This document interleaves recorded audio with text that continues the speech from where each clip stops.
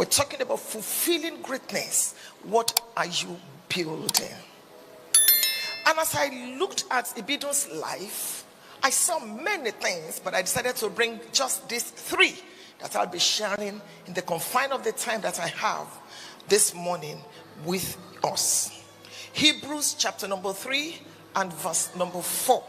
Hebrews 3:4. For every house is builded by some man, but he that builds all things is God. Keep it low. Life is a game that you play for the first time and the last time at the same time. Life is not a rehearsal. Life is a game that you are privileged to play for the first time and the last time at the same time. How are you playing it? Life is a stage, just like I'm standing here, and it looks as if I'm the cynosure of everyone. And we have stage lights. This is actually a typical example of what life is. This actually is the pictorial image of life. Life is a stage, and every one of us is an actor or actress. God is the script writer. He's the stage manager. He controls when the lights will be on and when the lights will be out. The mystery about life is you and I do not know when the lights will be out. Therefore, while the lights are still on, play your game very well to honor God and to bless humanity. What are you building? Because truly, if what you are building dies with you, you are a practical failure. What are you building? If you don't build so many things, but let me bring three to challenge us, to encourage us, to inspire us this morning. Number one, build a name. Build a name. Build a name. A good name is better than gold and silver. The first thing a child inherits is a name. Okay, I've been to the delivery room a few times. And even before your baby is christened or dedicated, sometimes they tie some whatever around the wrist, or the nurse comes in and says, oh, baby Adejumo, oh, baby Godalu. The first thing a child inherits is the name of the father. In this part of the world, we run a patriarchal system. It's the name of the father. Build a name. Build a name. I hope this resonates with us. Build a name that will open doors for your generation. There are names you hear and you hiss. There are names you hear and you say, no, you can't marry into that family. There are names you hear and you run. There are names that open doors and there are names that shut doors. What are you building? You want to fulfill greatness? What exactly are you building? As a man, as a woman, there is a way you build that is intangible, and there is a way you build that is tangible. When as a man, for instance, you maltreat your wife, the mother of your children, you're building a name, and you're indirectly, intangibly telling your son, this is how to maltreat women. When as a married woman, for instance, you dishonor your husband, you say all sorts of things, you speak anyhow, before the man says one, you have said 15, because maybe you are financially better or what have you. You're building a name. Are you a lesson, a warning, or an example? Every time you hear Ibidun Igodalu, something comes to your mind. That young boy that sang and gave Pastor Itu at the microphone, did you hear what he said? That she's been like a mother to me. I grew up in this church.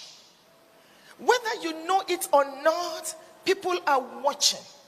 Every person, you have 5 kinds of children. In John chapter 15, beginning from verse number 1, God expects you to bear fruit, and that your fruit should abide. Whether you're speaking or not, whether you are opening your mouth or not, you're producing after your kind. Because it's a matter of time. You look like what you look at. Some children have even adopted you. You are not even aware. That woman that sells tomatoes, that lady at the gas station is wishing to be like you. Looking at you and saying, oh, if I can just be half as good as this person. Or the people you have adopted. You have destiny children. There are people that if you don't succeed, they will cry. There are people that if you fail, they will mourn. That's the reason you cannot afford to live anyhow. You can't be flippant about destiny. You must be intentional about how you are living. Why? You don't know when the stage manager will put out the lights.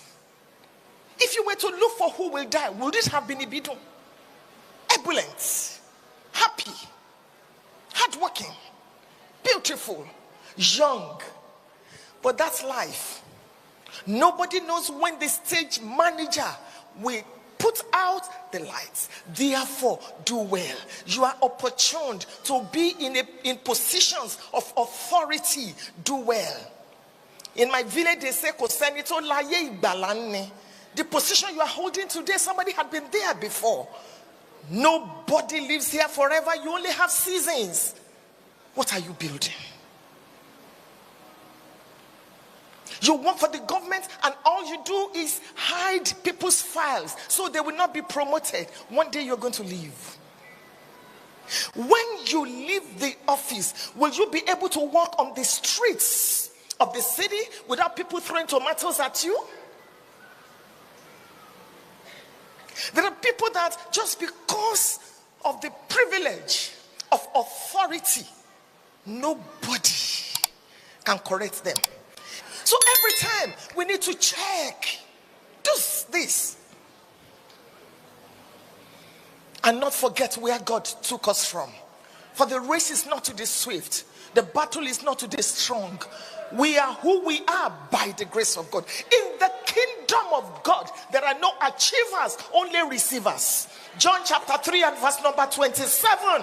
A man can receive nothing except it be given to him from above. And the book of Corinthians tells us, what is it that you have that you did not receive? And why dwellest thou as if thou did not receive it? You look at your house help, and the house help must kneel down every minute she comes in to greet you, to carry your bonbon, to carry your Bible, to carry the thing. That girl can become something tomorrow. Treat people well.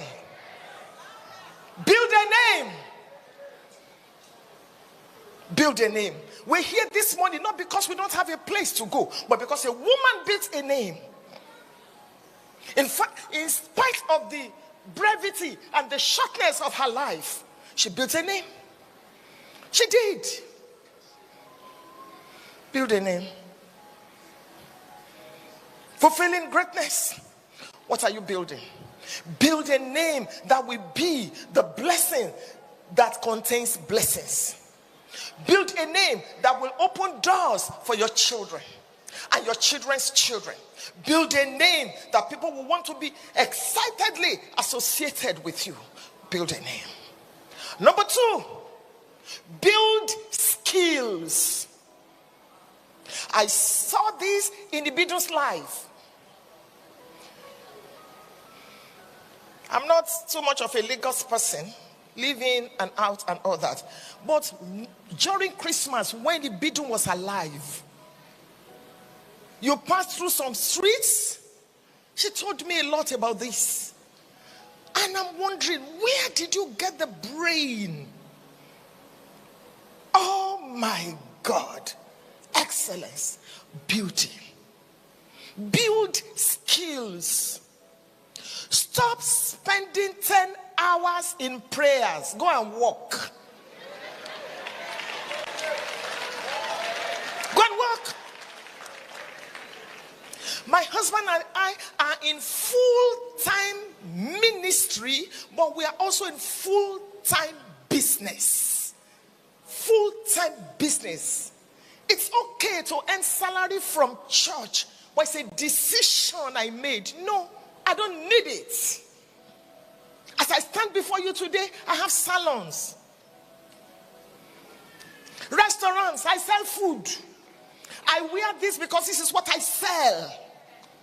I want to be able to dress well without anybody saying it was church offering last Sunday. I'm too proud to spend your money. The era of full-time ministry is over.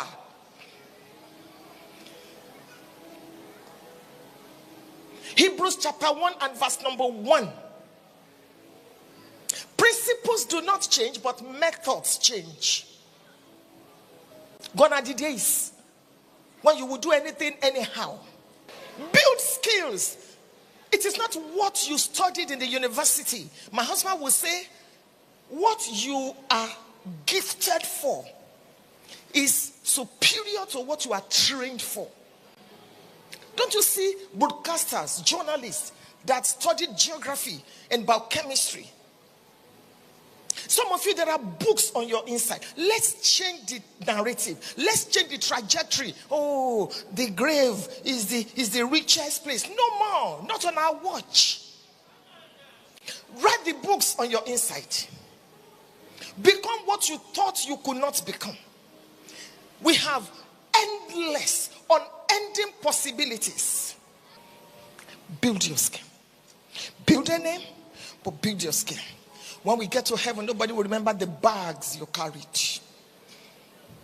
Nobody will remember the shoes. All these clothes. Even as we speak now, Keke cannot wear what Ibidun wore. Not yet.